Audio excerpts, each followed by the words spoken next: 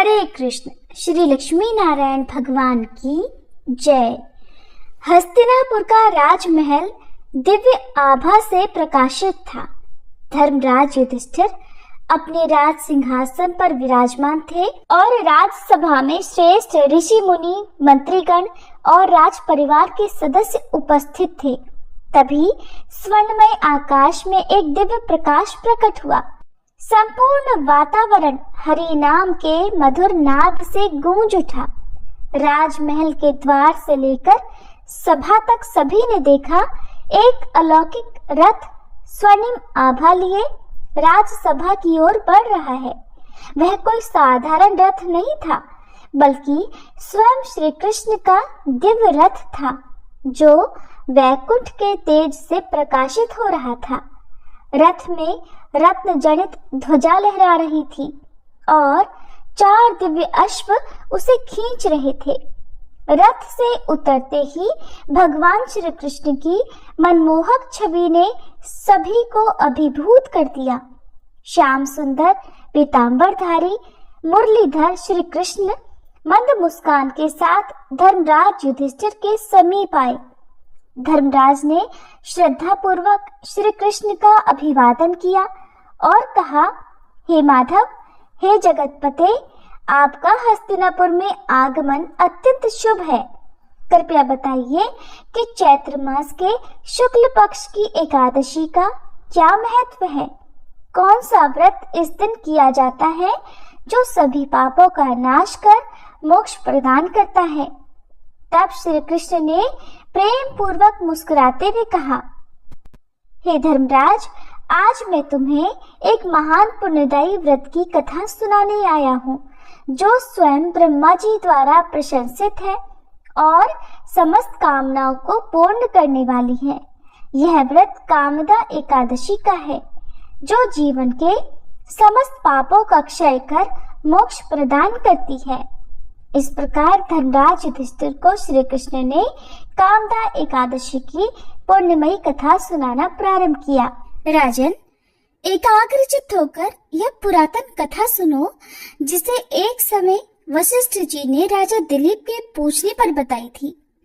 राजा दिलीप ने वशिष्ठ जी से पूछा था कि भगवान, मैं एक बात सुनना चाहता हूँ। चैत्र मास के शुक्ल पक्ष में किस नाम की एकादशी होती है? तब वशिष्ठ जी बोले, राजन, चैत्र शुक्ल पक्ष में कामदा नाम की एकादशी होती है। वह परम पुण्यमयी है। पाप रूपी ईंधन के लिए वह दावानल के समान है। प्राचीन काल की बात है, नागपुर नाम का एक अत्यंत सुंदर नगर था, जहाँ सोने के महल बने हुए थे। उस नगर में पुंडरीक आदि महाभयंकर नाग निवास करते थे। पुंडरीक नाम का नाग उन्हीं दिनों वहां राज्य करता था। गंधर्व, किन्नर और अप्सराएं भी उस नगरी का सेवन करती थी। वहीं पर एक श्रेष्ठ अप्सरा थी जिसका नाम था ललिता। उसके साथ ललित नाम वाला गंधर्व भी था और वे दोनों पति पत्नी के रूप में रहा करते थे। दोनों ही परस्पर काम से पीड़ित रहा करते थे। ललिता के हृदय में सदा पति की ही मूर्ति बसी रहती थी और ललित के हृदय में सुंदरी ललिता का नित्य निवास था। एक दिन की बात है, नागराज पुंडरीक राजसभा में बैठकर मनोरंजन कर रहा था। उस समय ललिता का गान हो रहा था, किंतु उसके साथ उसकी प्यारी ललिता नहीं थी। गाते गाते अचानक उसे अपनी पत्नी ललिता का स्मरण हो आया, इसलिए उसके पैरों की गति रुक गई और जीभ लड़खड़ाने लगी। तब नागों में श्रेष्ठ कर्कोटक को ललित के मन का संताप पता चल गया, इसलिए उसने राजा पुंडरीक को उसके पैरों की गति रुकने और गान में त्रुटि होने की बात बता दी।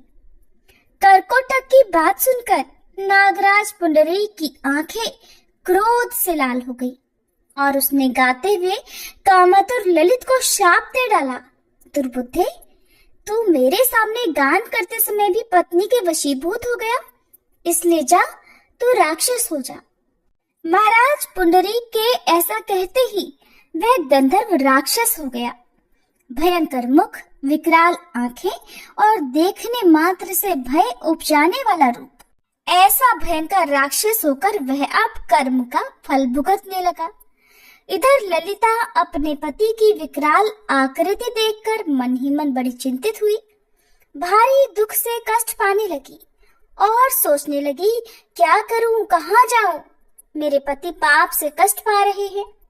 वह रोती हुई घने जंगलों में पति के पीछे पीछे घूमने लगी। वन में उसे एक सुंदर आश्रम दिखाई दिया जहाँ एक शांत मुनि बैठे हुए थे। उनका किसी भी प्राणी के साथ कोई भी वैर विरोध नहीं था।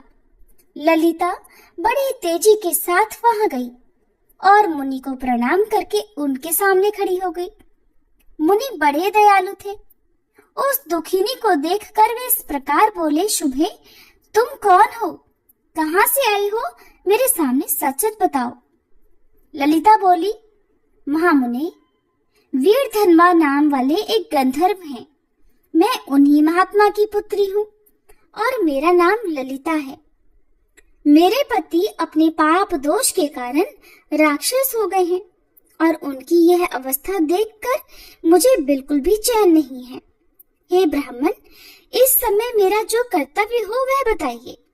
हे विप्रवर, जिस पुण्य के द्वारा मेरे पति राक्षस भाव से मुक्ति पा जाए, कृपया उसका उपदेश कीजिए।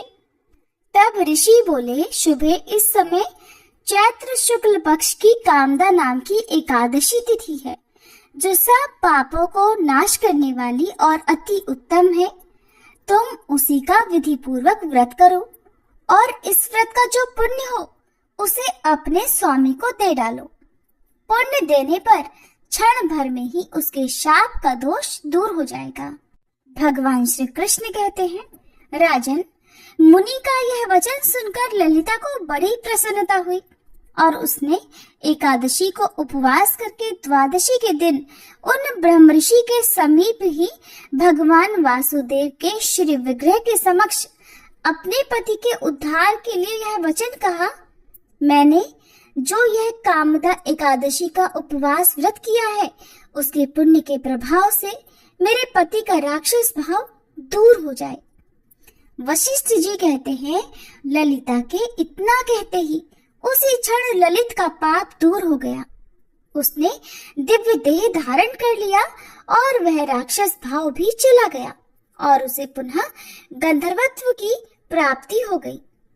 हे राजन, वे दोनों पति पत्नी कामदा के प्रभाव से पहले की अपेक्षा और भी अधिक सुंदर रूप धारण करके विमान पर आरूढ़ होकर अत्यंत शोभा पाने लगे।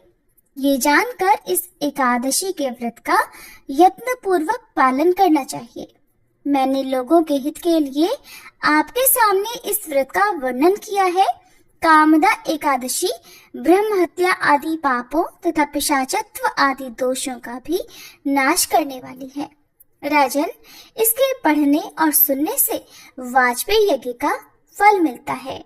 भगवान श्री कृष्ण के श्रीमुख से कथा का श्रवण कर धर्मराज युधिष्ठिर ने कहा कि हे केशव, आपकी यह कथा जन्म जन्मांतर के पापों का नाश करने वाली है।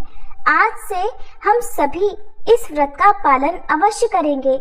सभी सभासदों ने एक स्वर में भगवान की जय जयकार की। अंत में श्री कृष्ण ने धर्मराज को आशीर्वाद देकर कहा, जो इस कथा को श्रद्धा से सुनेगा और व्रत करेगा, उसकी मनोकामनाएं पूर्ण होंगी और उसे निश्चित ही विष्णु लोक की प्राप्ति होगी। धर्मराज ने एक बार फिर से भगवान श्री कृष्ण से कहा, हे माधव, आपने हमें कामदा एकादशी व्रत का महत्व बताया, किंतु हमें ये भी बताइए कि इस व्रत में तुलसी माता का स्थान क्यों सर्वप्रथम है? क्यों बिना तुलसी पूजन और कथा के एकादशी व्रत को पूर्ण नहीं माना जाता? तब धर्मराज युधिष्ठिर को इस प्रकार बताते हुए श्री कृष्ण मंद मुस्कान के साथ बोले, हे धर्मराज, तुलसी माता केवल एक पौधा नहीं बल्कि स्वयं देवी लक्ष्मी का स्वरूप है। उनकी कथा को सुनने मात्र से ही समस्त पापों का नाश होता है और भगवान श्री हरि की कृपा प्राप्त होती है। जो भी व्यक्ति एकादशी से पूर्व श्रद्धा पूर्वक तुलसी माता की कथा सुनता है वह अनंत पुण्य का भागी बनता है। अब मैं तुम्हें तुलसी माता की पावन कथा सुनाने जा रहा हूँ, जो न केवल पापों का नाश करेगी बल्कि व्रत को पूर्ण करते हुए मोक्ष का द्वार भी खोलेगी। इस प्रकार भगवान श्री कृष्ण ने तुलसी माता की दिव्य कथा सुनाना प्रारंभ किया। श्री कृष्ण ने धर्मराज युधिष्ठिर से कहा, हे धर्मराज, तुलसी माता केवल एक पौधा नहीं बल्कि स्वयं देवी लक्ष्मी का रूप है। प्राचीन काल में तुलसी माता एक देवी थी जिनका नाम वृंदा था। वे परम सती और भगवान विष्णु की अनन्य भक्त थी। एक बार असुर राज जलंधर ने देवताओं को पराजित कर स्वर्ग पर अधिकार कर लिया। उसकी शक्ति उसकी पत्नी वृंदा के पतिव्रत धर्म से उत्पन्न हो रही थी। जलंधर को अमरता प्राप्त थी क्योंकि उसकी पत्नी की भक्ति और सतीत्व के कारण कोई भी उसे मार नहीं सकता था। देवताओं ने भगवान विष्णु से प्रार्थना की। तब श्री हरि ने माया रचकर जलंधर का स्वरूप धारण कर लिया और वृंदा के समक्ष प्रकट हो गए।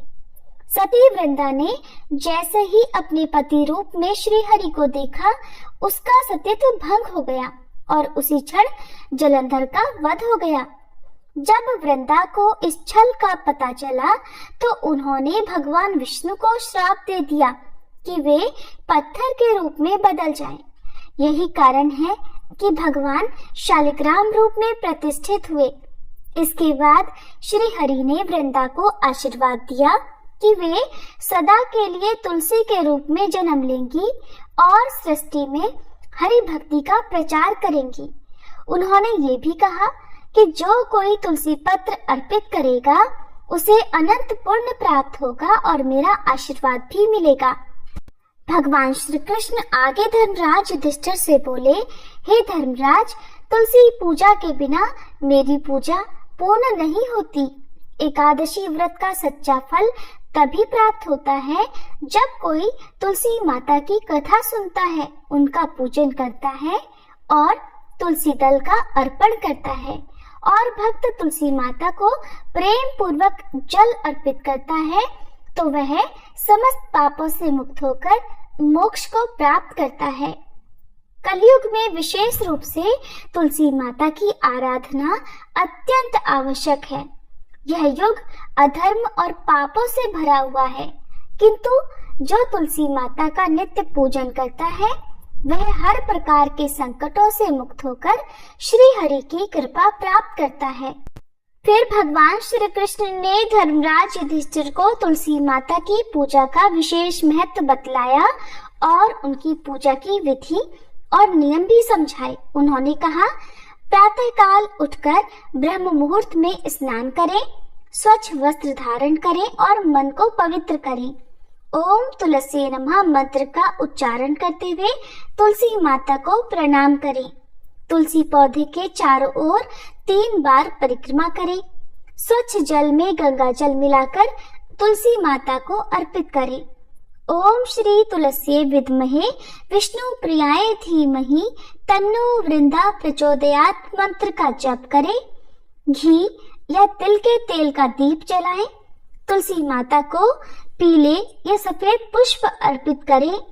तुलसी पत्र के साथ कोई भी दूषित या कटे फटे पुष्प न चढ़ाएं। धूप और दीप दिखाकर तुलसी माता की आरती करें। तुलसी माता को मिश्री, फल, पंचामृत या भगवान विष्णु को प्रिय पदार्थ अर्पित करें। नैवेद्य में तुलसी पत्र अवश्य रखें, क्योंकि बिना तुलसी पत्र के भगवान विष्णु किसी भी भोग को स्वीकार नहीं करते। ओम तुलसी नमः मंत्र का जप करें। श्री तुलसी स्तोत्र का पाठ करें।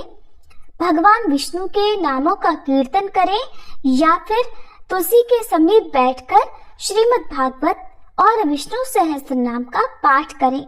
संध्या के समय तुलसी माता के समीप दीपक प्रज्वलित करें और संध्या आरती करें। भगवान श्री कृष्ण ने धर्मराज को तुलसी पूजा के कुछ नियम भी बताए। पहला, तुलसी पत्र को सूर्योदय से पहले या सूर्यास्त के बाद नहीं तोड़ना चाहिए। दूसरा, रविवार, द्वादशी तिथि, एकादशी व्रत के दिन और संक्रांति या ग्रहण के समय भी तुलसी पत्र नहीं तोड़ने चाहिए। यदि विशेष पूजन के लिए तुलसी पत्र की आवश्यकता हो तो एक दिन पहले ही तुलसी दल तोड़कर जल में रख देना चाहिए। तुलसी पत्र को दाहिने हाथ से तोड़ें और तोड़ते समय श्री हरे नमः या ओम सुभद्राय नमः मंत्र का उच्चारण करें। तुलसी माता की सूखी या गिरी हुई पत्तियों का भी प्रयोग किया जा सकता है। तुलसी के पौधे को कभी अपवित्र स्थान पर ना रखें, न ही उस पर जूठा जल अर्पित करें। घर में तुलसी का पौधा अवश्य होना चाहिए और नित्य उसकी सेवा पूजा होनी चाहिए। तुलसी पत्र को चबाना नहीं चाहिए, बल्कि जल के साथ निगलना चाहिए। तुलसी माता को कभी नकारात्मक शब्द या कटु वचन ना कहें, बल्कि उनका सम्मान देवी स्वरूप में करें। तुलसी पत्र का उपयोग केवल भगवान विष्णु और श्री कृष्ण की पूजा में करें। भगवान श्री कृष्ण कहते हैं, हे धर्मराज, जो भक्त तुलसी माता की पूजा विधि पूर्वक करता है वह सभी पापों से मुक्त हो जाता है। तुलसी माता का पूजन करने से सभी प्रकार के दोष नष्ट हो जाते हैं और भगवान विष्णु की कृपा सहज ही प्राप्त होती है। इस प्रकार श्री कृष्ण ने धर्मराज युधिष्ठिर को तुलसी माता की पूजा का दिव्य रहस्य बतलाया। जो भी इस विधि से तुलसी माता की पूजा करता है वह जीवन में शुभता, समृद्धि और मोक्ष प्राप्त करता है। अब सुनिए तुलसी माता की आरती। तुलसी महारानी नमो नमो, हर की पटरानी नमो नमो। तुलसी महारानी नमो नमो, धन तुलसी पूरण तप कीनो, शालिग्राम बनी पटरानी नमो नमो। तुलसी महारानी नमो नमो, हर की पटरानी नमो नमो। जाके पत्र मंजरी कोमल, श्रीपति कमल चरण लपटानी नमो नमो। तुलसी महारानी नमो नमो, हरि की पटरानी नमो नमो। कौन महीने बोई रानी तुलसा, कौन महीने हुई हरियाली नमो नमो। तुलसी महारानी नमो नमो, हर की पटरानी नमो नमो। कौन महीने हुई तेरी पूजा, कौन महीने हुई पटरानी नमो नमो। तुलसी महारानी नमो नमो। आषाढ़ मास में बोई रानी तुलसा, सावन महीने हुई हरियाली नमो नमो। तुलसी महारानी नमो नमो, हरि की पटरानी नमो नमो। कार्तिक मास में हुई तेरी पूजा, मंगसिर मास हुई पटरानी नमो नमो। तुलसी महारानी नमो नमो, हर की पटरानी नमो नमो। धूप दीप नैवेद्य आरती, पुष्पन की वर्षा बरसानी नमो नमो। तुलसी महारानी नमो नमो, हर की पटरानी नमो नमो। 56 भोग 3600 व्यंजन, बिन तुलसी हरि एक न मानी नमो नमो। तुलसी महारानी नमो नमो, हरि की पटरानी नमो नमो। जो तुलसी को सवेरे गाए, श्री कृष्ण के दर्शन पाए नमो नमो। तुलसी महारानी नमो नमो, हर की पटरानी नमो नमो। जो तुलसी को दोपहर गाए, खीर खांड का भोग लगाए नमो नमो। तुलसी महारानी नमो नमो, हर की पटरानी नमो नमो। जो तुलसी को सांझ को गाए, श्री कृष्ण की आरती उतारे। नमो नमो तुलसी महारानी, नमो नमो हर की पटरानी, नमो नमो। जो तुलसी को रात को गाए, श्री कृष्ण के चरण दबाए। नमो नमो तुलसी महारानी, नमो नमो हर की पटरानी, नमो नमो।